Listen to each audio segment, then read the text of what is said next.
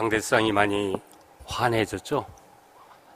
원래 우리 대학교에 건축을 하면서 하나님과 소통하라는 의미로 이 천장에 큰 창문을 달았습니다.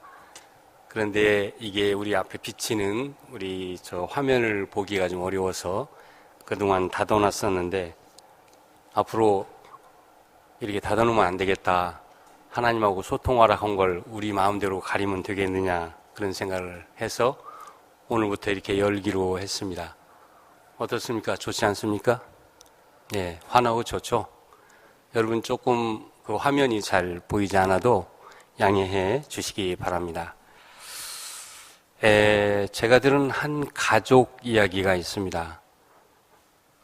밖에서 돌아온 아들이 어느 날 아버지에게 묻습니다. 아버지, 우리 집 가훈이 무엇입니까? 아버지가 대답합니다. 우리 집 가훈? 하면 된다. 이게 우리 집 가훈이야. 아들은 다시 어머니에게 갑니다. 그리고 어머니에게 가서 묻습니다. 아버지 말씀이 우리 집 가훈이 하면 된다라고 하던데 맞습니까? 이 말을 들은 어머니가 아들에게 말합니다. 하면 된다, 좋아하네. 되면 한다고 그래. 무슨 말 하고 있는가요? 아마 우리 가운데는 이런 가족이 있을 리 없습니다. 어떤 사람은 이야기를 읽으면서 야, 이것은 되는 것과 하는 것 사이에 아주 깊은 어떤 관계를 말해주는 이야기가 아니냐. 그래서 행위와 존재의 우선순위를 이야기하는 그런 이야기일 수도 있겠다. 뭐 이런 얘기를 하는 사람도 있습니다만, 제가 볼 때는 행복하지 못한 한 가정의 모습을 보여주는 그런 이야기라고 생각을 합니다. 행복이라고 하는 것, 우리 모두가 추구하고 원하는 그런 거 아닙니까? 그런데 사실 행복이라고 하는 것, 우리 인생 가운데 의미를 주는 무엇이기 때문에 매우 중요한 그런 것인데, 그래서 많은 사람이 추구하는 것인데, 그런데 아직도 우리는 행복이 무엇이며 그것이 우리 삶 속에서 어떻게 가능해지는지 잘 알지 못하고 있다. 여기에 바로 행복한 삶과 관련된 역설이 저는 있다고 생각합니다. 그래서 사람들은 여러 가지 방식으로 행복과 관련된 그 삶에 대해서 연구를 하고는 이런 어떤 이야기를 하고 있습니다. 행복의 주관적인 면이 있고 행복의 객관적인 면이 있다. 그래서 어떤 사람은 행복이라고 하는 것, 그것은 인간의 그 행복을 느끼는 주관성과 관련이 있다. 그러니까 아무리 조건이 나빠도 내 안에서 내가 기쁨을 잃지 않으려고 노력하면 행복한 거다. 뭐 그런 얘기를 하는가 하면, 또 어떤 사람은 아니다. 인간이 행복을 느낀다고 하는 건 인간 삶이 최소한의 어떤 조건, 보장 속에 있을 때 그때 우리는 행복을 말할 수 있는 거다. 이런 얘기를 하고 있습니다. 흔히 말하는 우리 전통 사상에 있어서도 이 복과 관련된 사상을 이렇게 얘기하죠. 오복에 대해서 얘기하지 않습니까? 그래서 첫 번째 복은 오래 사는 복, 두 번째 복은 부자가 되는 복, 세 번째 복은 몸이 건강하고 마음이 평안해지는 것, 네 번째 복은 덕을 지키고 그 덕을 좋아하는 복, 그리고 다섯 번째는 하나님이 주신 명대로 살다가 편히 죽는 복. 이렇게 해서 이 다섯 가지를 많은 사람이 애호했던 그런 전통의 복이라고 이야기를 합니다. 그러나 성경은 어떤 얘기를 할 수 있을까요? 여러분 성경을 많이 읽었기 때문에 아마 성경에서 행복에 대해서 하는 이야기를 많이 들었다고 생각합니다. 여러 가지 말을 하고 있지만 한마디로 얘기하면 성경은 인간은 행복할 수 있다라고 이야기를 하는 거죠. 그것은 앞에서 말한 것처럼 우리 삶의 어떤 객관적 조건이 주어졌기 때문에, 아니 주관적으로 우리가 그런 기쁨을 잃지 않기 위해서 노력하기 때문에 행복하는 그런 어떤 삶이 주어지는 게 아니라 바로 하나님이 원하는 것이기 때문에 인간은 행복할 수 있다. 이것이 성서의 답입니다. 하나님이 우리가 행복한 삶을 살기를 원하신다. 이것이 매우 중요한 대목이다. 그런 얘기예요. 그래서 여러분 보시면 하나님이 자신의 구원사를 시작하기 위해서 첫 번째 불렀던 아브라함의 부르심도 사실은 아브라함을 고생시키기 위해서가 아니라 그를 만인의 복된 자로 세우기 위해서, 하나님의 큰 축복을 받은 자로 만들기 위해서, 그리고 그것을 온 세상 사람들에게 알리기 위해서 그를 선택했음을 우리가 알게 되고요. 또 예수님도 그의 가르침 가운데서 가장 중요한 산상수훈에서도 첫 번째 선언하고 있는 대목이 바로 이 복 있는 자에 대한 것이라는 사실, 이것을 보면 하나님은 얼마나 우리가 행복한 삶을 살기를 원하는지 하는 부분을 잘 드러낸다고 할 수 있습니다. 자, 그런데 문제가 있습니다. 하나님은 우리가 행복한 삶을 살기를 원하지만, 그러나 우리에게 하나님이 주시는 그 행복과 관련된 현실이 정말 실감 있게 다가오는가? 바로 여기에 행복한 삶과 관련해서 신앙인 혹은 일반인이 갖는 어려움이 있다고 저는 생각합니다. 그래서 오늘은 성서를 통해서 두 사람의 삶을 간략하게 살펴봄으로써 정말 행복한 삶을 사는 사람이란 어떤 사람인가를 찾아보고자 합니다. 그래서 저는 제목을 행복을 추구한 자와 행복을 발견한 자라고 하는 제목을 달았습니다. 한 사람은 행복을 추구한 사람이고 한 사람은 행복을 발견한 사람. 우리가 잘 아는 구약의 야곱이라고 하는 사람, 제가 볼 때는 행복을 추구했던 사람이죠. 여러분 잘 아는 사람 아닙니까? 야곱은 하나님의 구속사의 시작을 대변하는 매우 중요한 인물 중에 한 사람이죠. 그래서 하나님의 이름을 야훼라고 우리가 부르지만 그 이름의 별명을 아브라함과 이삭과 야곱의 하나님이라고 말한 것도 이 야곱이 하나님의 구속사에서 얼마나 중요한 역할을 하는지를 잘 보여주기 위함이었다고 생각합니다. 그런데 실제로 야곱의 삶을 살펴보면 그는 그가 했던 고백처럼 정말 파란만장한 삶을 살았다라고 이야기할 수밖에 없습니다. 근데 이 대목이 왜 우리를 놀라게 합니까? 야곱은 정말 그 누구보다도 행복을 추구했던 사람이기 때문이죠. 아마 성서에 나오는 인물 가운데 야곱만큼 집요하게 행복을 추구했던 사람 많지가 않습니다. 그는 태어날 때부터 자기의 형과 겨루었던 사람입니다. 복을 얻기 위해서 태어날 때부터, 아니 어머니 복 중에서부터 형과 겨루면서 태어났던 사람. 그래서 운명적으로 누구와 겨루고 무엇을 얻는데 뭔가 특별한 능력을 가지고 있었던 사람, 그 사람이 바로 야곱이죠. 결국 그는 형의 장자권을 얻기 위해서 여러 가지 음모를 꾸미게 되고, 또 그렇게 함으로써 형에게 돌아가야 했던 하나님의 축복을 자신의 것으로 만들었던 그런 사람이 바로 야곱입니다. 뿐만 아니라 그가 가정 안에서 이런 잘못된 일을 일으키고 그것 때문에 멀리 집을 떠나서 유삼촌 집에 살게 되었을 때에도 그는 또 여러 가지 방법을 통해서 자기가 얻길 원하는 것을 쟁취했고, 또 자신의 소유와 재산을 여러 가지 방식으로 늘려나갔던 사람, 그 사람이 바로 야곱이었습니다. 만약 오늘 우리들의 눈으로 본다고 한다면 야곱은 정말 욕심이 많았던 사람이고 성공을 위해서는 자기의 모든 것을 걸고 살았던 사람, 그런 사람이라고 할 수 있는 거죠.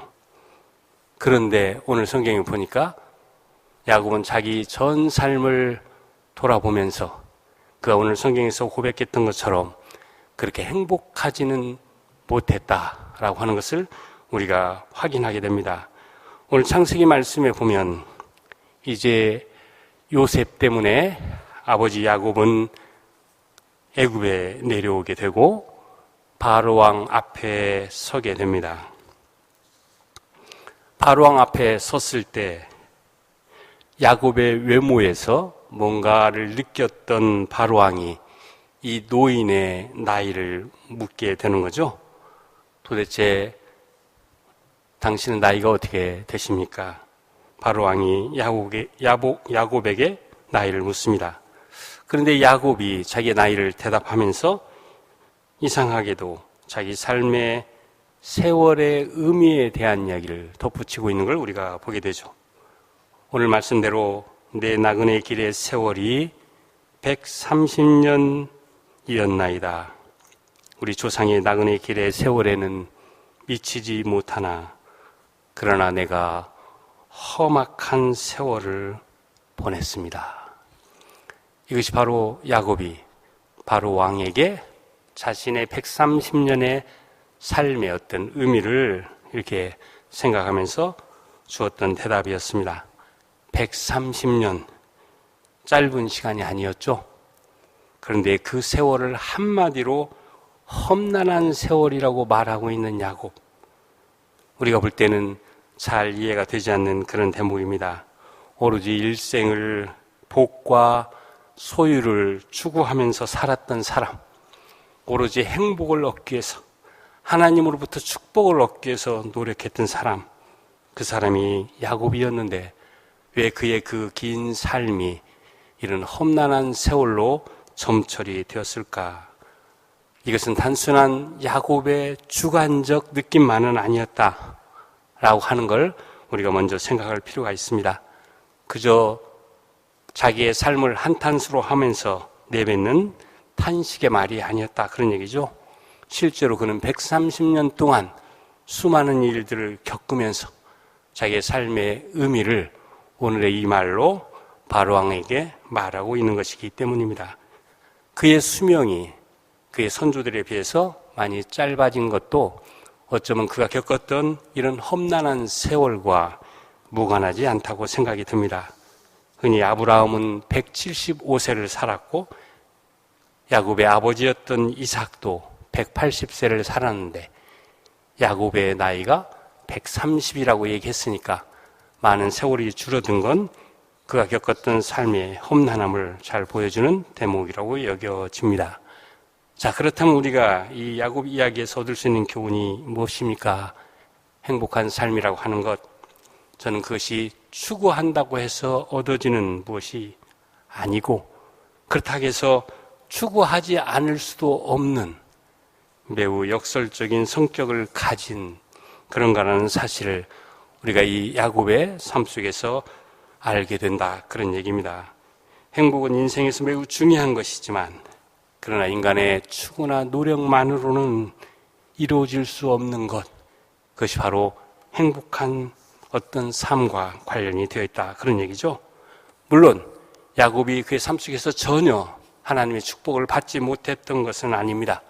그의 아들들이 이스라엘의 12지파가 되고 결국 하나님의 구속사에서 매우 중요한 기둥의 역할을 수행하고 그 구속사를 이끌어가는 담지자의 역할을 하게 되었기 때문에 그의 삶 전체가 다 무의미한 것은 아니었죠. 그러나 현실적으로 생각하면 야곱이 얻었던 축복이라고 하는 건 그가 했던 어떤 노력과 관련해서 주어졌던 당연한 결과가 아니라 하나님의 선택과 은총에 의해서 주어졌던 것이라는 점에서 우리로 하여금 여러 가지 생각을 하게 한다, 그런 얘기예요. 자, 그런 점에서 보면 행복을 추구한 사람보다 정말 행복을 발견했던 또 한 사람의 이야기 안에서 우리는 하나님의 어떤 뜻을 보게 된다고 하겠습니다. 바로 행복을 발견했던 사람 바울의 이야기가 그 이야기입니다. 바울도 우리가 잘 아는 사람이죠. 한마디로 화려한 스펙을 가졌던 사람이고 그의 삶에 자랑거리가 많았던 그런 사람이었습니다. 오늘 말씀대로 보면 난지 8일 만에 할례를 받았고 베냐민 지파 사람이었고 히브리 사람 가운데 히브리 사람이고 율법으로는 바리새파 사람이고 열정으로는 교회를 박해한 사람이고 율법의 의로는 흠잡을 데가 없는 그런 삶을 살았던 사람, 그 사람이 바로 사도 바울이었습니다. 그런데 오늘 본문에 보니까 너무 우회적인 얘기를 하고 있는 거죠. 이 모든 자랑거리를 바울은 배설물로 여긴다, 그런 말을 하고 있기 때문입니다. 과거에 그가 쌓았던 모든 스펙을 배설물로 여긴다. 우리가 볼 때 잘 이해가 되지 않죠? 그걸 그렇게 내버릴 필요까지 있을까요? 그저 가지고 있어도 큰 해가 되지 않는 무엇이라고 생각할 수 있는데 왜 이 자랑거리를 바울은 배설물로 여긴다고 했을까? 그가 발견했던 새로운 행복한 삶에 있어서 그가 과거에 얻었던 모든 것은 정말 아무런 가치가 없다고 정말 그런 생각을 했기 때문에 저는 이런 말을 하고 있다, 그렇게 생각을 합니다. 무언가 발견했는데 너무 놀라운 삶의 기쁨과 행복을 그가 얻었기 때문에 그는 감히 그를 자랑스럽게 만들었던 모든 과거의 스펙을 버릴 수 있었다, 그런 얘기예요. 무엇을 발견했을까요? 자기 삶을 전체를 걸고 사랑할 수 있는 대상을 발견했던 겁니다. 여러 가지 방식으로 과거에 얻었던 것과 비교해서 볼 때 정말 그 모든 것을 다 포기하고도 더 의미가 있고 우리에게 기쁨을 준다고 생각하는 그런 대상을 그가 발견했기 때문에 그는 이런 말을 할 수가 있었다, 그런 얘기입니다. 예수 그리스도, 우리가 믿고 있는 그분이 바로 바울이 발견했던 그분이었습니다. 모든 것을 걸고 그분만을 위해서 살 수 있었던 그런 삶을 가능하게 했던 것, 바로 이분 때문이었습니다. 바울의 이 말을 제가 좀 풀어 쓴 성경으로 다시 한번 읽어보니까 더 이렇게 가슴에 와 닿습니다. 이렇게 되어 있습니다. 나는 사람들이 자랑스럽게 내세우는 조건들을 내가 명예로 여겼던 다른 모든 것과 함께 갈기 찢어 쓰레기통에 내던져버렸습니다. 왜 그랬나요? 바로 그리스도 때문입니다. 그렇습니다. 내가 전에 그토록 중요하게 여겼던 모든 것이 내 삶에서 사라져버렸습니다. 그리스도 예수를 내 주님으로 직접 아는 고귀한 특권에 비하면 내가 전에 보탬이 된다고 여겼던 모든 것은 하찮은 것, 곧 개똥이나 다름이 없습니다. 너무 놀라운 얘기죠? 그가 현실을 살아가는 데 있어서 삶이 얼마나 복잡하고 얼마나 수많은 지식을 요구하는지를 몰라서 이런 말을 하고 있다고 생각되지 않습니다. 오히려 그런 지식을 다 알고 여러 가지 배움도 많이 가져봤지만 그러나 그리스도를 아는 데 있어서는 그렇게 큰 도움을 주지 못한다고 생각했기 때문에 오늘 이런 말을 할 수가 있었다, 그런 얘기예요.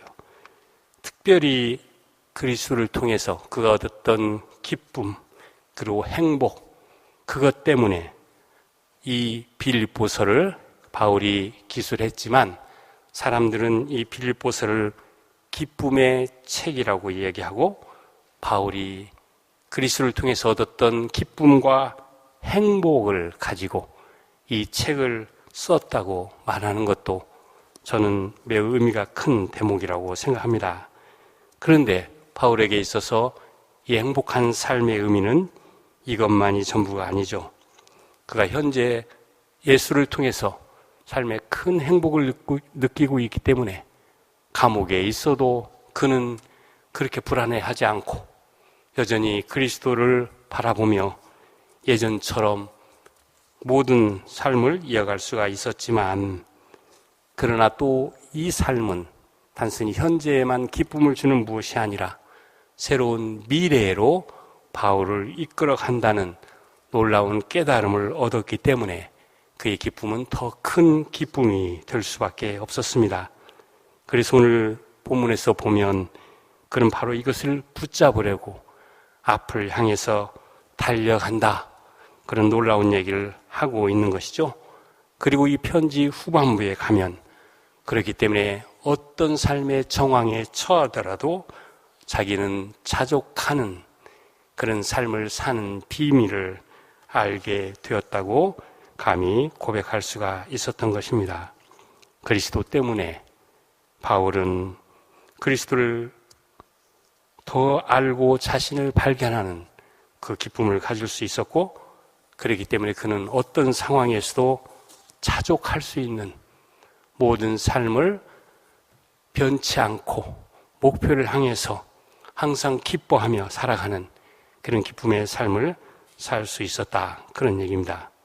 결국 바울을 통해서 우리가 확인하는 것, 그것은 행복한 삶, 기쁨이 있는 삶, 그것은 소중한 것이지만 인간의 어떤 대가는 노력이 아니라 오히려 그리스도를 통해서 우리가 발견할 수 있는 하나님의 삶의 차원이다, 이렇게 얘기할 수 있는 거죠. 그렇기 때문에 예수의 팔복 선언도 어떻게 보면 현재 상태에서 보면 잘 이해가 안 되는 그런 인간의 상태를 표현해 주고 있지만, 그러나 그 삶 속에 들어있는 미래적 삶의 축복을 생각해 보면 이해가 되는 그런 대목이라고 생각합니다. 어떤 분이 팔복, 예수님의 말씀을 이렇게 표현한 적이 있습니다. 심령이 가난한 자, 그는 하나님의 관점으로 자신을 발견한 사람입니다. 애통하는 자, 그는 하나님의 눈으로 자신의 약함을 느끼고 있는 사람입니다. 온유한 자, 그는 하나님의 다스림을 받고 있는 그런 사람입니다. 의에 줄이고 목마른 자, 그는 하나님의 표준, 하나님의 가치를 사모하는 그런 사람입니다. 긍휼히 여기는 자, 그는 하나님의 안목으로 세상을 바라보고 사는 사람입니다. 마음이 청결한 자, 그는 하나님 앞에 자신을 드리고 있는 사람의 모습입니다. 화평케 하는 자, 그는 하나님의 복음을 삶으로 그리고 자기의 말로 전달하고 사는 그런 사람입니다. 의를 위하여 핍박을 받는 자, 그는 한마디로 말하면 하나님 편에서 인생을 살고 있는 그런 사람입니다. 바로 여기에 우리 신앙인 그리스도인의 행복의 비밀이 있다고 저는 생각합니다. 이런 축복이 우리 모두에게 함께 하길 바랍니다. 우리 잠시 기도하겠습니다. 고마우신 주님, 이제 또 한 해가 저물고 이 한 해의 의미를 되새김질해야 하는 그런 시점에 저희가 서 있습니다. 지나온 삶, 무엇을 바라고 추구했는지 잘 알지 못하지만, 그러나 그 모든 것보다도 우리 안에서 그리스도가 살아서 우리를 이끌고 새로운 삶의 의미를 주는 그런 사람, 그런 삶으로 이어져 가길 저희는 기도합니다.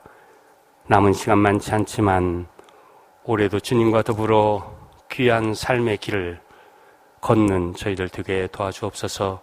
무엇보다도 이 대학에서 공부하며 일하는 우리 모두에게 하나님 큰 축복 허락해 주셔서 올해 정말 다른 건 몰라도 주님과 더불어 기뻐하고 주님 때문에 행복한 그런 시간을 갖는 저희들 되게 주님 축복해 주옵소서.